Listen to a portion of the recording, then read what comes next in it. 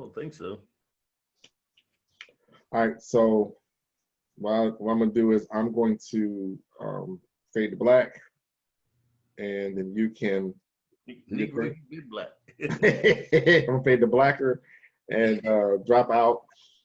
Do a couple tips, suggestion. No matter what happens, don't stop. Don't start over. Keep it moving, regardless. Gotcha. If you get something, you get it, just go for it, and then we'll go back and debrief and see how you feel. All right? All right. All right, so start when you're ready. All right. Uh, I just want to talk to you a little bit about being better, being better connected with your team, and creating a positive culture in your athletic program. Okay. Sports sports are 100% about the athletes. From youth league to high school, it's definitely all about the kids. And when we get to college, especially the bigger schools that you always see on TV, it starts to become more business-like. And the professional level, even though it's a game being played, the reason for playing has shifted and it's now 100% a business. But the common thread to all of it, from youth league to high school to college to the professional level, is it's all about the culture of your program. You know, they say like when we get older and we can't really care for ourselves the same anymore, that we revert to our childhood, back to when we were babies. And that's kind of how the sports world works. Like from that youth league, you're going to play youth league, you're going to play travel ball and get into a program because that's where you want to be. And then when it turns back to the professional level, if we're blessed enough to make it there, it turns back to we're going to end up playing where we want to play. But the in between, like high school, high school kids are going to play for you because they have to due to zoning issues. But with school choice in play now, all the technical schools, all the charter schools, kids are then going to play for you because they want to, or they're going to stay with you because they want to stay and not leave your program based on the culture of your program. In colleges, you know, those athletes that are blessed enough to be recruited by multiple colleges, they got plenty of choices. They're going to choose the one that has eventually the best culture that they want to go and play for. So again, the common thread to all of them from every level is having that positive culture in your program. Then a little brief history about myself. I would say that I was pretty much groomed to be a coach, not necessarily in the sense that I came from a long line of coaches, but more so in how I was raised. My mother, she was a single mom. Now, I was fortunate enough not to feel the absence of my father because my grandparents were very influential in my life, especially my grandfather. And so he filled that void as my father figure. You know, he was my role model, he was my mentor. He was retired Air Force man, so he was straightforward, no nonsense kind of guy. His ranking in the Air Force was a tech sergeant, and his job was a flight engineer. So, being a tech sergeant and being a flight engineer, you can probably imagine his precision, his need for precision, his need for detail. Everything had to be precise, everything had to be specific to detail. And as we mature and get a little older and we look back on our lives, the people that influence us, and we truly reflect on it, we start to see things with a little more clarity. And my grandfather passed away in 2018, and I started to reflect on, you know, in his passing, I started to reflect on things that this man had taught me. And he never specifically, being a little old school Southern Alabama guy, he never said, I'm teaching you this because of this, or I'm teaching you this so you can learn this. We just did things together. We had our talks, we talked all the time. I was like his little sidekick. So if my grandfather walked into a place, if I wasn't by his side, you can best bet that I was a couple steps right behind him. And the things that I learned from him, the things I took away from these talks and just hanging out with him, was basically it was up to me and my interpretations on how I took our talks. And again, as I reflected back on the things that I learned from him, there was four things that I realized. There's four things I realized that I really learned from him. That pretty much everything that I'd learned, everything I know, I can somehow trace it back to some form that he has taught me. Something he taught me is basically lays the foundation for everything I know. And that's pretty powerful.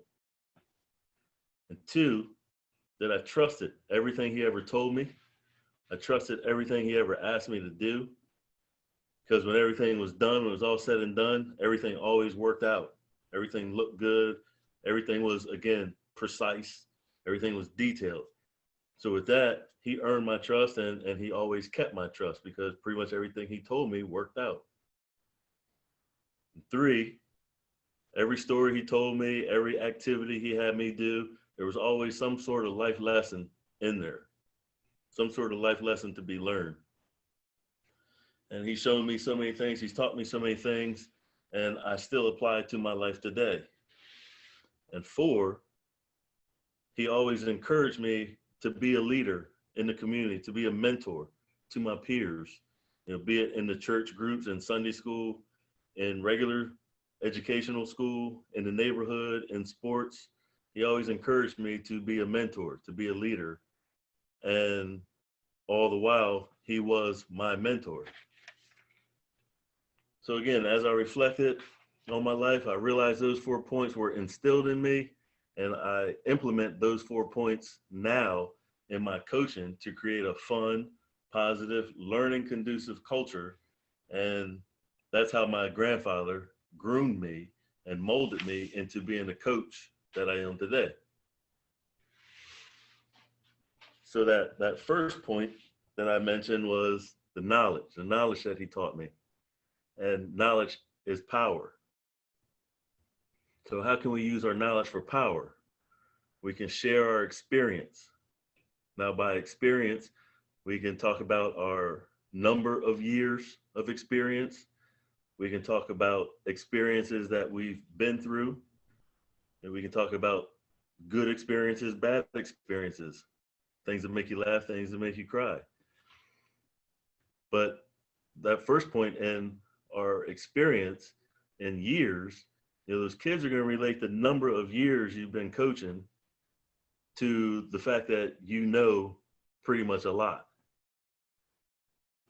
So like I personally have been coaching for 29 years. I've coached youth leagues, I've coached travel ball, I've coached middle school, I've coached high school, and I've coached college. I also played Division I college baseball at Delaware State University.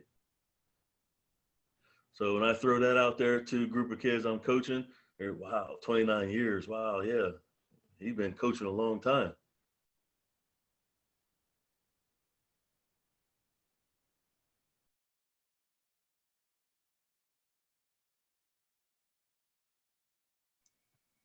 Mike, I can't hear you. I can't hear you.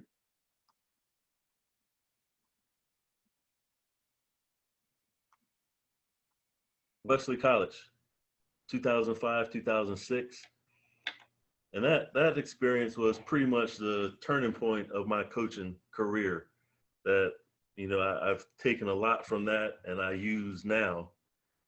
And the first thing I saw at that college level was the work that these kids put in to make it to this college level football, and the work that they put in to stay at that high level, to keep their spot, to make sure they weren't being replaced the next year. So then I was able to transfer that back coaching at the high school level, that I saw firsthand the work it takes. So when I tell them I coached at the college level. I saw the work they put in. So this is what you need to do. They take that in, and they're more likely to hear what I'm saying to them. And the second thing I took from that experience was the diversity, dealing with the larger group of diversity. There was, many different ethnic groups that you had to deal with. And even within the same ethnic group, there was still a cultural diversity. Now, what I mean by that is, there's kids from Baltimore, there's kids from Jersey, there's kids from the DC area, there's kids from Connecticut. These are all different areas. And even though they're from one ethnic group, their culture, the way they interact with each other, the way they interact with others, it's always different. And I never experienced that before, even though I was at Delaware State, which is a HBC.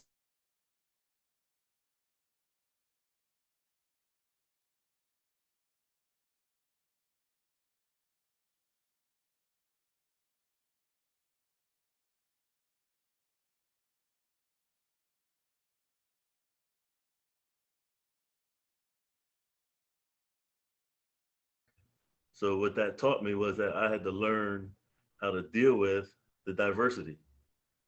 And then I transfer that now down to a smaller diverse group, and I deal with the kids at an individual level. Like some kids can't be coached hard.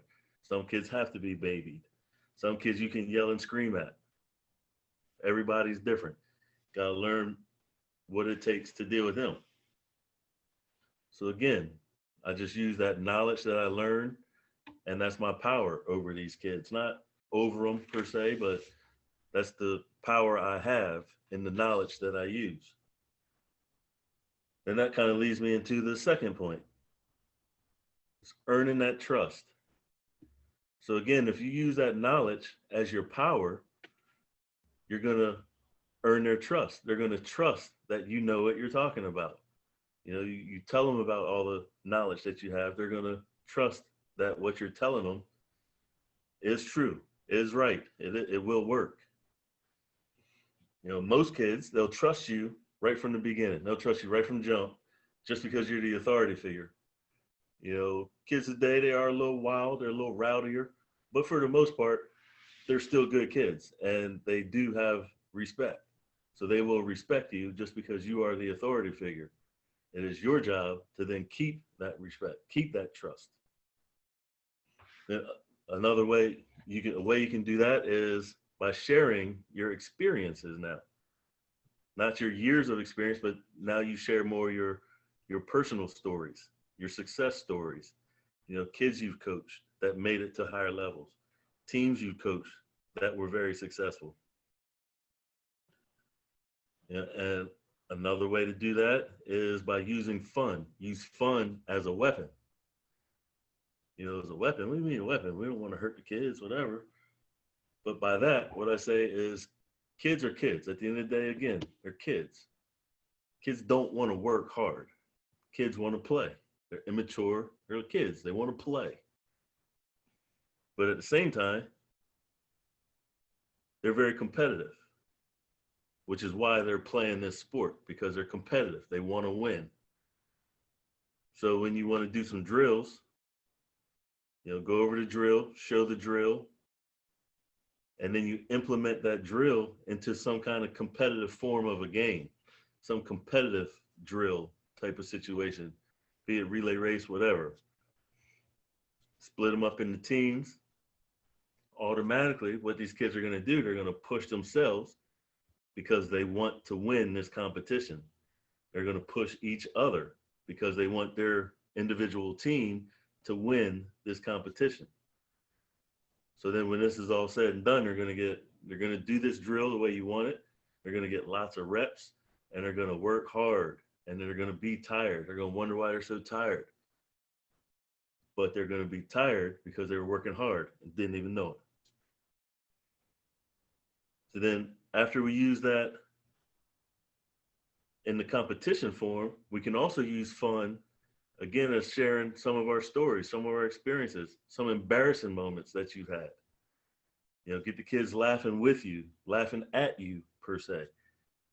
Then once they see your vulnerability, they see you expose yourself in things that weren't so great, they're going to have a higher level of respect for you. They're going to have more trust in you. There's like a quick story about that trust issue. For as long as I can remember, I've always been able to swim. But then I think back on that, I never remember taking any swim lessons. And my grandparents had a pool out in the back when I was a kid growing up. And one day I just asked my grandfather how I learned how to swim. So he got his little smirky grin, his proud daddy moment grin on his face, and puffed his chest off full of air, all proud. I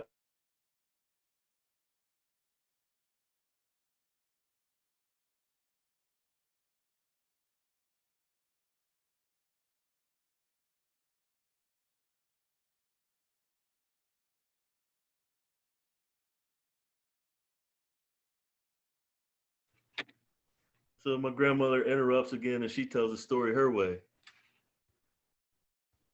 She goes on to say, you were floating around in the inner tube one day, having a good time in the pool, and your pop says, he likes the water. This would be a good time to teach him how to swim when he's not scared. While he's a baby, he's not scared of the water. We need to teach him how to swim. So I'm like, okay, sounds logical. And my grandmother says that he then takes me out of the inner tube, and he throws me across the pool. Not all the way across the pool, a couple feet away from him. I go out under the water, and I pop up, float to the top. My grandfather then looks at my grandmother and says, and what happened? She says, oh, he swam to you. So my grandfather says, like I said, I taught you how to swim. So again, that might have been unorthodox method, but again, it was his method. That's the way he taught me. I trusted him, even though he threw me in the pool. I didn't know no better. But what did I do? I got up and I swam back to him because that was my safe place. This is the person I trust. And it was fun. As he said in the beginning, I like the water, so it was fun. So he used that fun as his weapon, tossed me out in the water, and I automatically started swimming. Been swimming ever since. So again, my point to that story is that I trusted him because he was my grandfather. And then I gained more trust in him because he, in his own way, taught me how to swim. So then that leads me into my next point, my third point. It's teaching life lessons. Life lesson can be anything. It's something that happens on the field, in the court, and on the basketball court, on the baseball field. Anything that happens in the classroom that can be related back to life, real life. And we teach the kids how to incorporate these things in their life. So again, my grandfather throws me out into the pool. Life lesson, real quick, sink or swim. Life lesson right there, sink or swim. So he throws me in the pool. I chose to swim. So we relate that to real life. Okay, we go get this job. We're trying to get this job. We go for the interview. We don't get the job. Do we sink or swim? Do we sit and we sulk, stay unemployed and sink? Or do we start to swim? Do we fight and swim and go fill out another application, go to another interview and try to get another job? So there's a life lesson in everything. So I always encourage my players to be great. Some may not understand what being great is, so I tell them my expectation of being great. Coach B, me, myself, I encourage my players to strive for perfection. I'm not unrealistic, so I know that nobody is perfect. But if we strive for perfection, the hope is that we will land on greatness. So again, for me, Coach B, being great is a personal achievement. It's about being the best that you can be. And only each individual knows how hard they're pushing themselves, if they're actually giving their best, their all. So I encourage the kids to be the best version of themselves. And that makes them strive to achieve their personal level of greatness. And once I explain what being great means to me, I then encourage them to be great everywhere in everything they do. And part of that is to always do the right thing. I tell them that it's easy to do the right thing when you know someone's watching you. But what makes you great is when you always do the right thing, even when you think no one is watching you. So it's easy to do these drills 100%, give your all, when the coach is standing right there looking at you. But what do you do when the coach turns his back and coaches another group of kids over here? Do you still do the drill 100%, or do you cheat the drill? Do you go through the drill lazy because you know his back is turned and you think nobody's watching you? So that's part of that greatness. Again, always doing the right thing, even when you think no one's watching. So now we relate that into the academics. It's easy to stay on task. It's easy to sit there and do your work when the teacher's standing over your shoulder watching you. But when the teacher goes across the classroom and is working with another student, do we stay on task? When the teacher's at her desk with her head down typing up her emails, do we stay on task because we think she's not watching? Or do you pull your phone out, bust up on Snapchat real quick, Instagram, whatever they use now? Do we sit there and chit chat with our buddies next to us because we think nobody's watching? So again, being great, always doing the right thing, staying on task when you think the teacher's not watching you. Personal side of it. It's easy to go in there and clean your room when mom says you can't use the car until your room is clean. So what are you gonna do? You're gonna bust up in there and clean your room real fast.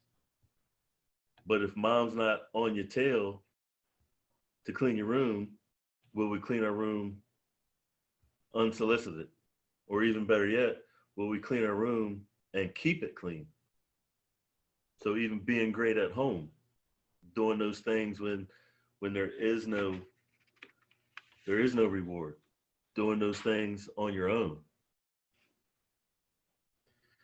So what in addition to that, one of the daily things I try to instill in the kids is about their efforts. The efforts must match the goal. Efforts must match the goal. So on the field, we ask them to set a goal for the team. And pretty much all of them, one of those goals is always to win the state championship. So when practices are lagging, the energy level's low, execution might not be so great. A little pause in practice, give them a little pause, maybe during a water break or something, nothing heavy. So everybody's on water break. Just throw it out there and ask them, our goal is to win a state championship. Everybody agrees. So I just ask of you one thing: do your efforts match your goal? And then they'll self-motivate. Then. They'll strive for greatness. They'll strive for that state championship type of practice. Again, now, academically, a lot of the kids make a goal that they want to make the honor roll. So, okay, are we studying? Are we getting all our homework done? Are we turning in all of our assignments on time? Are we getting extra help if we need extra help? So do the effort match the goal? If we're not doing all those things, we're not going to make honor roll. Pretty simple. Efforts match the goal. Personal level. High school, a lot of kids 15, almost 16, or they are 16, you're going to get their license, or 16, you're ready to turn 17, whatever, ready to go out and explore on their own. A lot of kids want a car. So, okay, you want a car, that's your goal. Do you have a job? Are you working to help pay for the car? Are you working to help pay for insurance? Are you working to help pay for the gas? You showing responsibility around the house, keeping your room clean, cutting the grass, raking up leaves, taking out trash? Are we being responsible?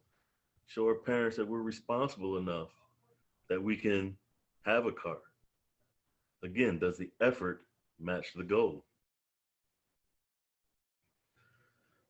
So then take it back.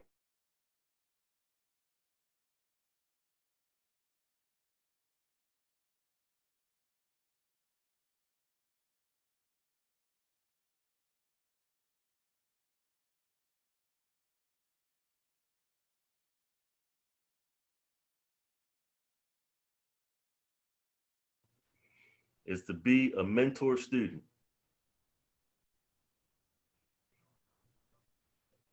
Okay, I know that sounded a little weird, so I'm gonna say it again so you make sure you heard it right, heard it the way I said it. Be a mentor student. Now we always hear the term student athlete. We pretty much all know what a student athlete is. And that sounds normal. We encourage all of our players that they are students first. They must get those grades. If you don't get the grades, can't get on the field. So we also try to teach them how to juggle that and how to balance it, that they can give 100% in the classroom, they can give 100% on the field, so they can put forth equal effort into being that student athlete and be successful in both.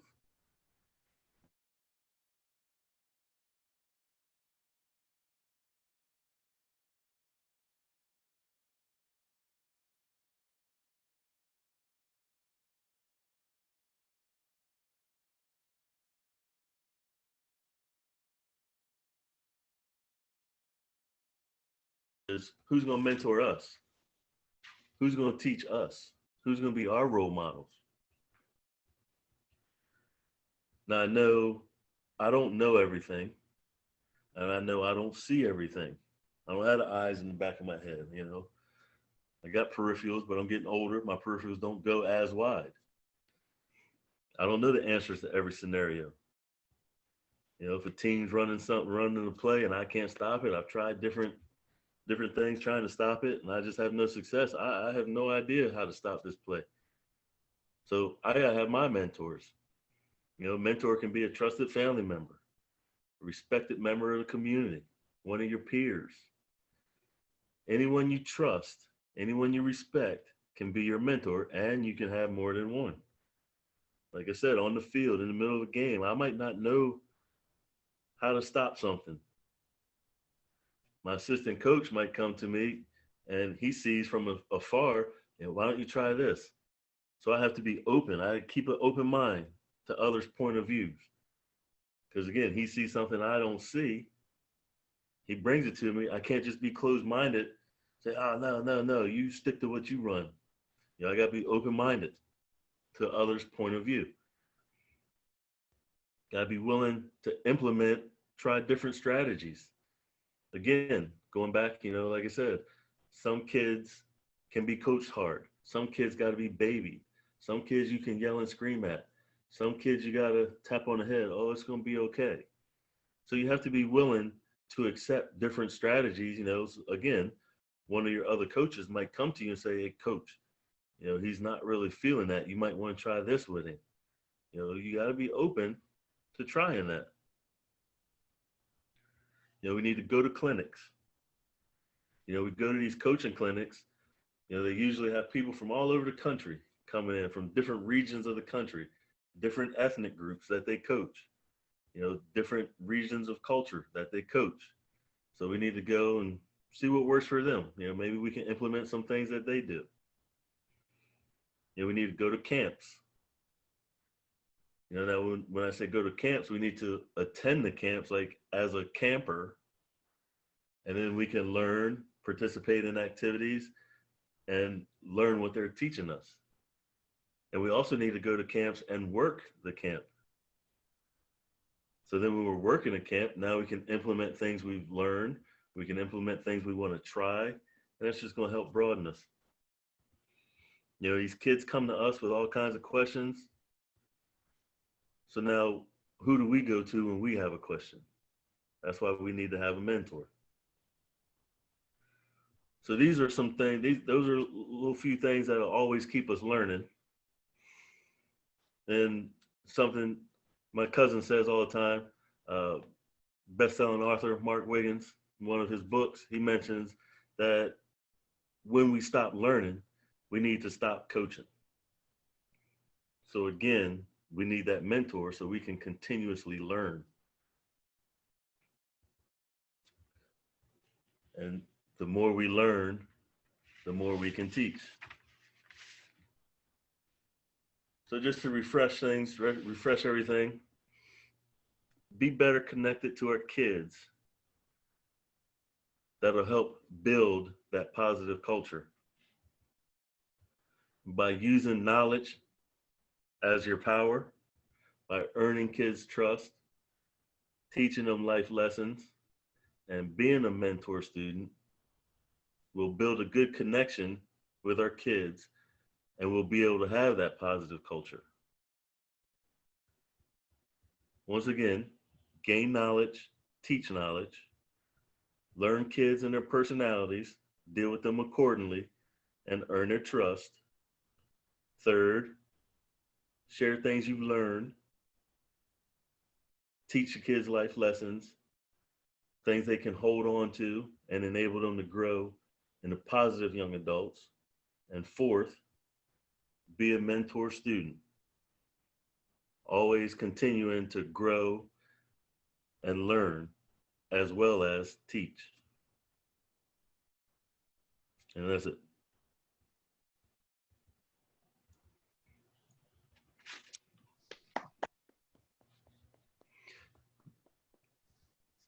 Can you hear me?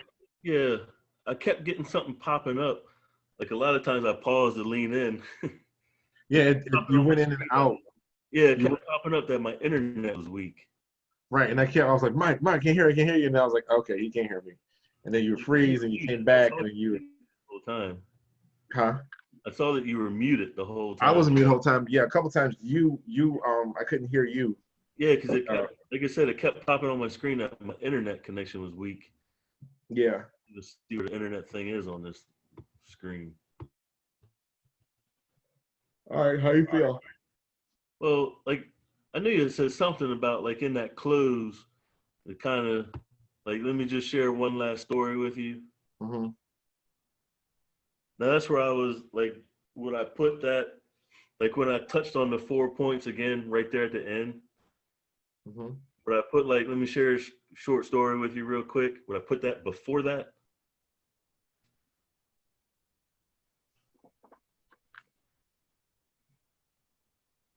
Yeah.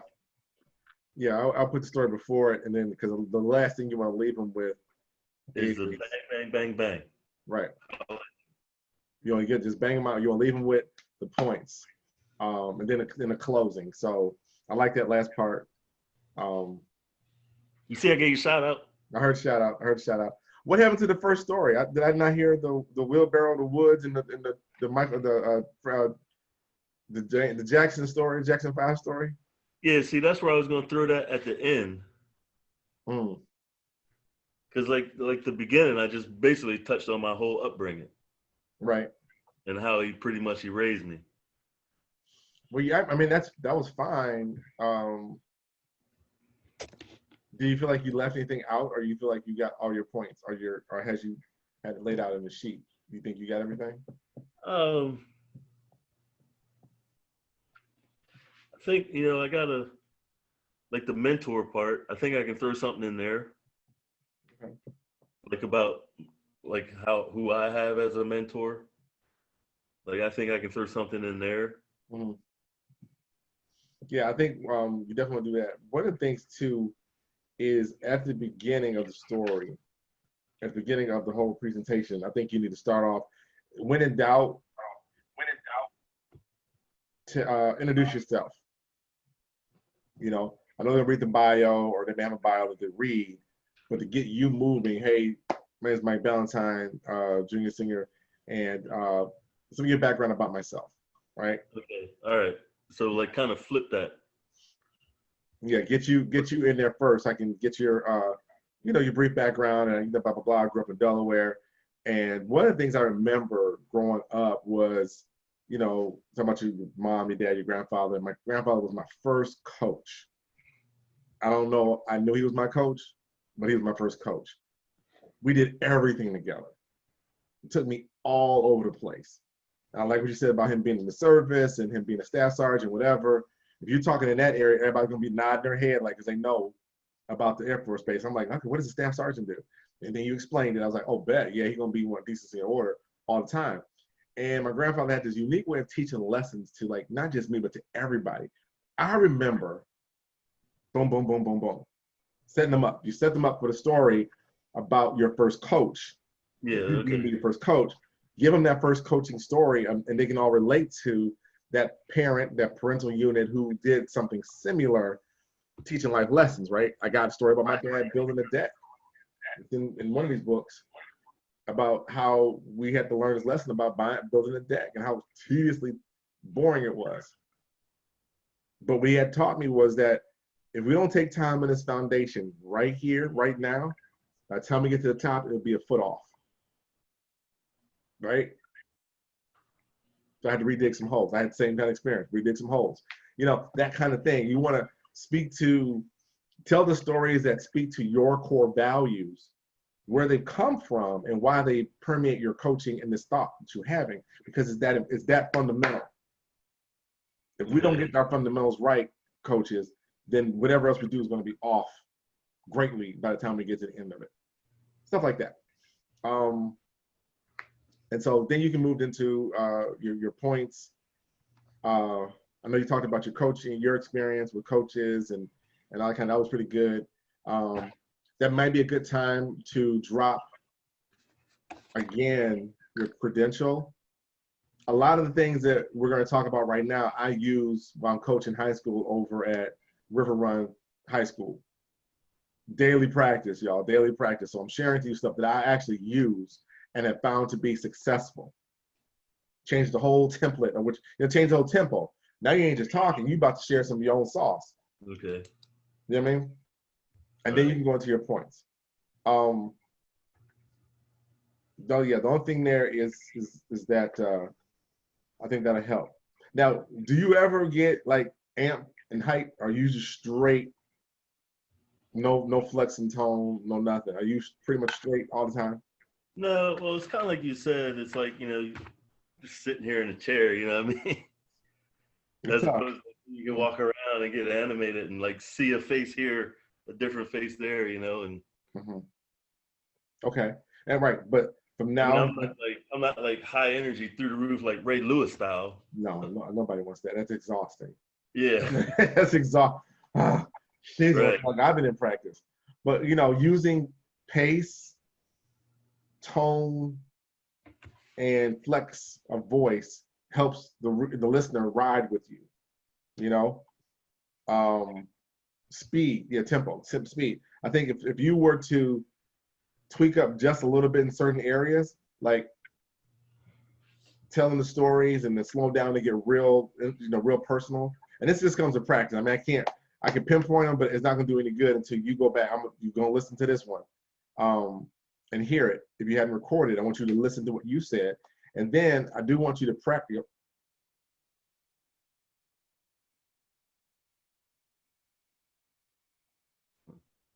You there now? I lost it again. Oh, okay. What's Yeah, that thing you heard? I was trying to see what the internet connection is, but I What heard was you say that? about slowing the tone, like telling a personal story and slow the tone there. So it Right, just really, like right. Now that's the fine tune of it. Like, I remember when I was coaching this last year. We got to the playoffs, and our goal is always the playoffs, championship. We talk about it, and clearly, the boys weren't catching that kind of thing. You know what I'm saying? But yeah, that's a style that you're going to have to find your own way. I won't tell you how to deliver. I'm gonna give you some pointers. I think sometimes you need to watch your tempo and definitely get some more energy in the room while you're talking. So the next time while you practice this, now the challenge will become, I want you to stand and deliver. as if you were on stage, as if you were at the church, as if you were in the locker room talking to a group of coaches. Okay. You gotta start practicing that way. You know, we talking about practice, not a game, practice. Yeah, did you hear him talk about that? He Uh said the Cleveland Browns showed that Allen Iverson was right. huh. COVID, they ain't practicing like 3 They weeks. practice. We practice. We don't need no practice. You Matter of know, fact, we ain't gonna practice. We ain't practicing for the Chiefs either. Why mess with success? That's it. Um, anyway, so while you're up, I want you to practice different styles. You know what I'm saying? While you're just in your room, getting comfortable, because sometimes you're gonna have to find your alter ego on stage, Right. and people are gonna be shocked. Oh my God, I didn't know Mike could talk like that. He's always so chill and cool, and you a little bit more animated or a little bit more amped. Just a notch. I'm not asking you to be top. You got to get relaxed and comfortable. I know when I practice my presentations or speeches now, I'm full live action. I'm swinging arms. I'm talking to people. I'm going through my motions. I don't like that one. I don't like that motion. I need to do this. I need to get my hand bigger, not smaller. Watch your elbows. Don't be a pterodactyl. I go through all those in front of the mirror. Right. I'm walking around the house because it matters when you speak how you practice. Mm-hmm. Everything you tell your kids applies. So those are some areas. I mean, as a new speaker, those are probably the toughest ones to get to, because you've been so much time trying to get your content together. You're not thinking about the delivery of it. We are now in the the research and execution stage of our training, which now we need to get it smoothed out.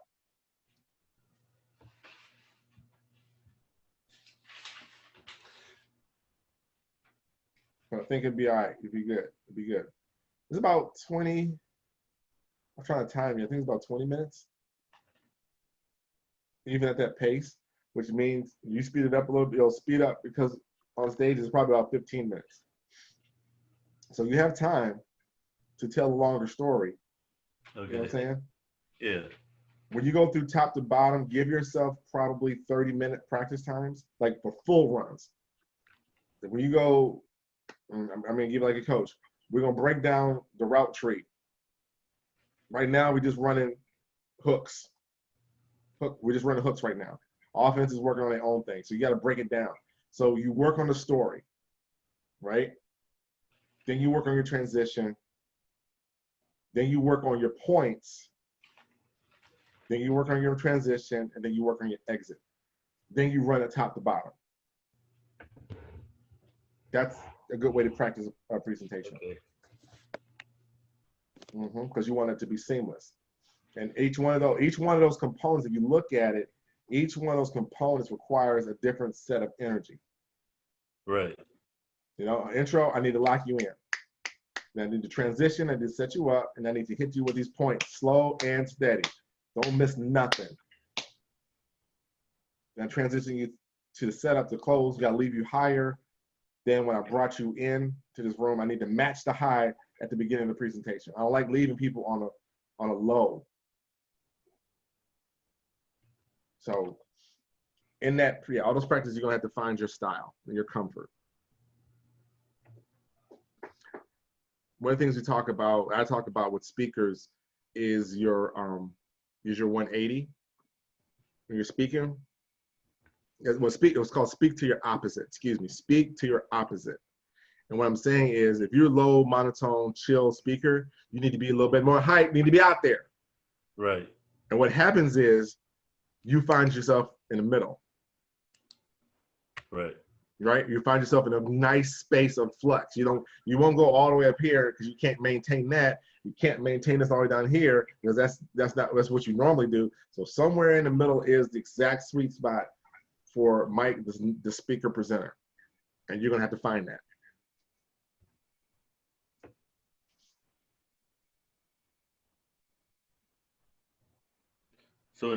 So when we're making the points, that's when we'll slow it down, be more deliberate. Yeah, you want to rush your points. Right. If we can talk about adjustments later, but you have plenty of time. You should have been around 40 minutes, 35 to 40 minutes. Okay. Because when you start speaking, it runs back to about 25 to 30 minutes. because you just naturally speed up. I mean, that's another word. It's actually slow it even further down to stretch it out without like you dragging it. It's just Right. like the speed of the game, Uh-huh. it drops on you. But when you're speaking, it's right here. How's my 30 minutes? And you were 8 minutes. You were 8 minutes. I remember doing that clearly. I went up there and did a presentation. They had an hour booked for me. I was done in 22 minutes. I was like, what are you going to do for the next 30 minutes? I said, I don't know. I'm done. I said, oh, my God. So I had Questions. I had to stretch that thing out, bro. I had to stretch it out. But, yeah. Uh-oh. It froze again. Yeah, I know. There you go. Okay. All right. So you feeling all right? First run? Yeah. All right. Well, get those stories back in there. So you have time. Have time. All right. All right. So we will get together next week. You got your article ready coming? No, I'm gonna bang that on tomorrow. Okay. All right. You got 2 days. I'm pretty free at work tomorrow, so I'll be flowing tomorrow. What are we talking about this week? Or this month? Or whatever.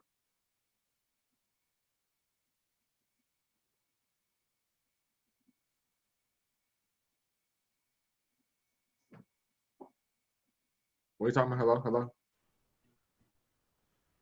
You there? Yeah, I'm here.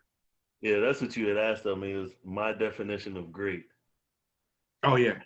That's kind of what I threw into there, define what it is to me. And I threw that right in here. Mm-hmm.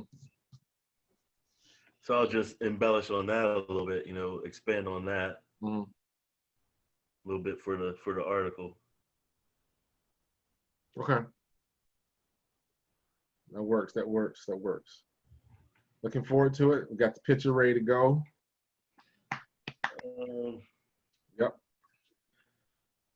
So, okay, you're saying, so then in the, like in the close, that's when you're saying to bring it back up again? Well, you can.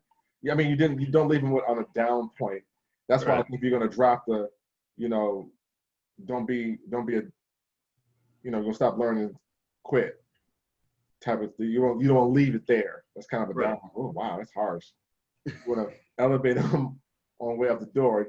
Something to and again, it's something positive. Just remember, like, go back to a story. That's a good point to refer back to your first story with George, is to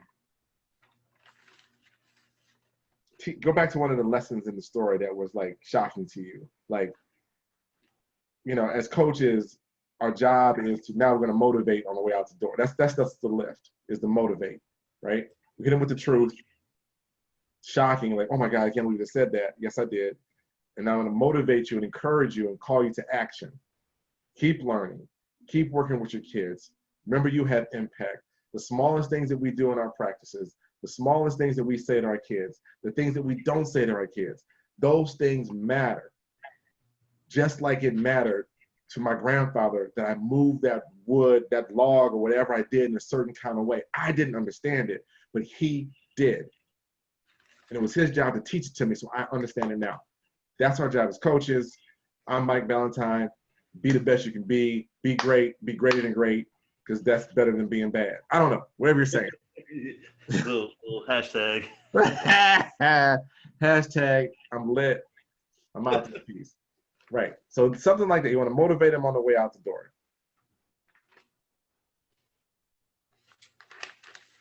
Got it. All right. But do you have any potentials to drop this when you get done with it? Yeah.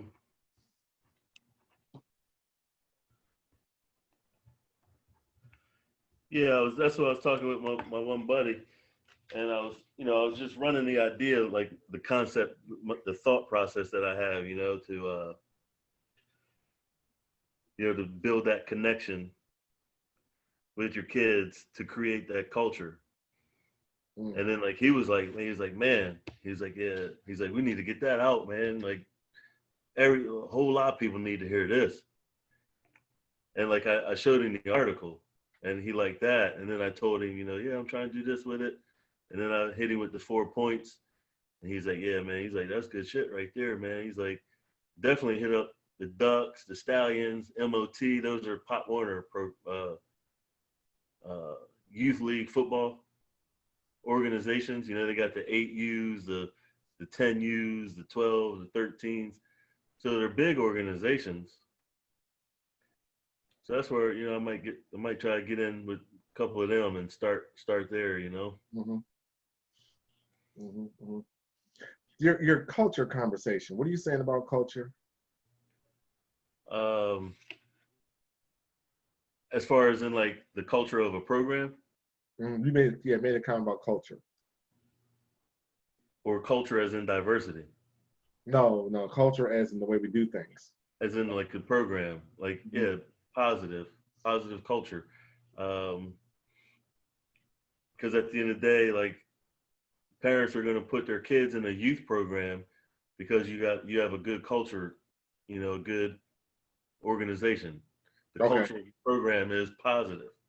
All right. Okay, stop. I'm gonna need an example right in there.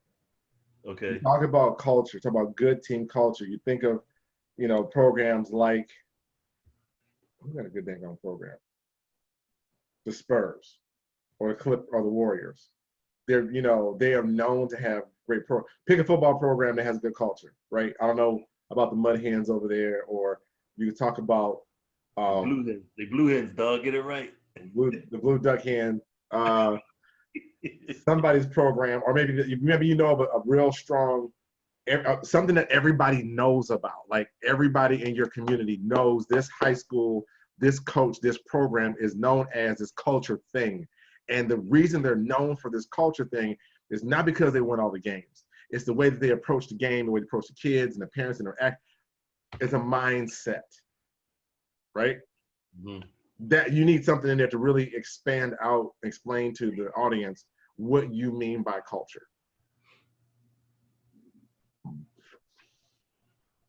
Got you. Mm-hmm. Yeah, that'll hype that point up right there.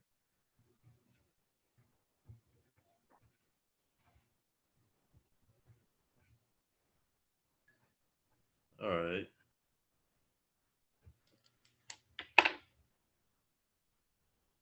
So examples of that positive culture, like a why they win, why people want to go there, that type of stuff.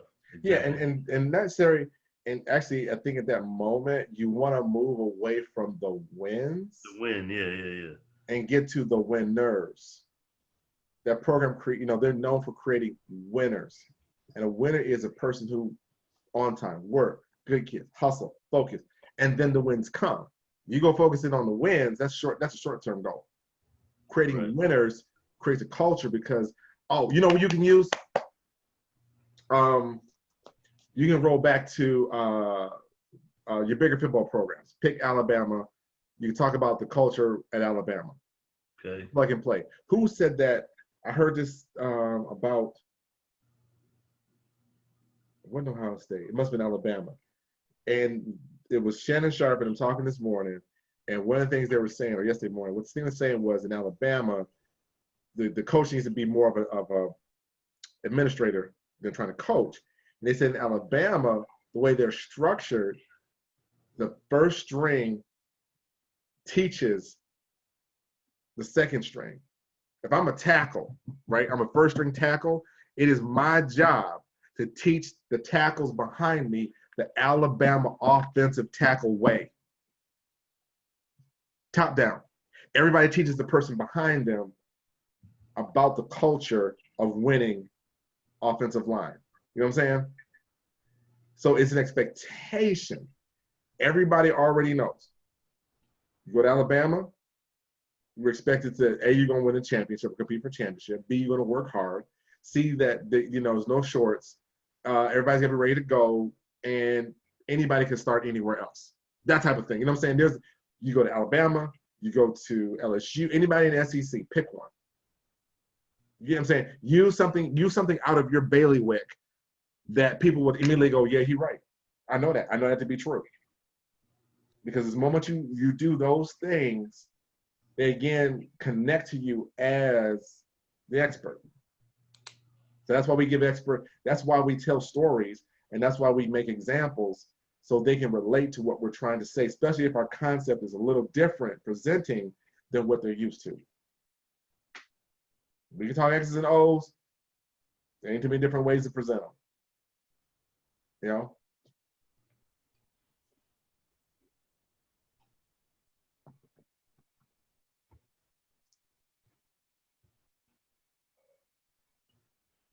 Yeah. All right. Well, that's enough for tonight because there's a lot.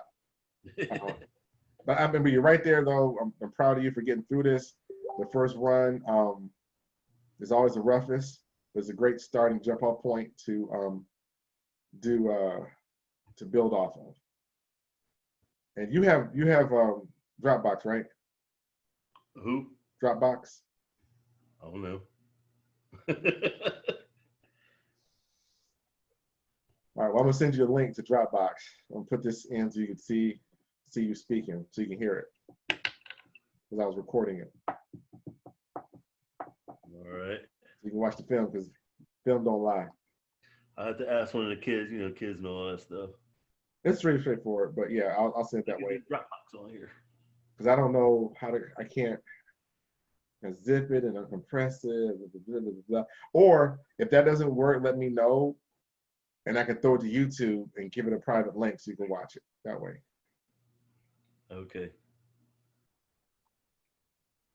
Matter of fact, let me just do that for you. I'll just, since you don't have it, I'll put it to my YouTube channel and make it a private link, and you can just watch that. All right. Okay. All right, sir. So Go ahead. So you're saying like in explaining that cultural thing, you know, throwing that plug in there. Mm-hmm. So like just giving the rundown, like, you know, why people want to be a part of that. You know, how the kids become winners, you know, they're on time, attention to detail, they care for their teammates. And then use an example of a local program that everybody knows or like a big time program that everybody knows. I would do both. Again, you got time. Right, okay. You don't have to, and again, the story doesn't have to be long to make your point. You know, if you drop, you know, Dover High School as a bad example, oh yeah, they horrible over there. They oh Jesus, yes. Even though he in the room. Or you talk about your high school and they know it to be a decent program. Or you know what I'm saying? Or you talk about when you were in college and how your team, what that culture was like. Those are three areas that you can pull from to make the same point. You know what I'm saying?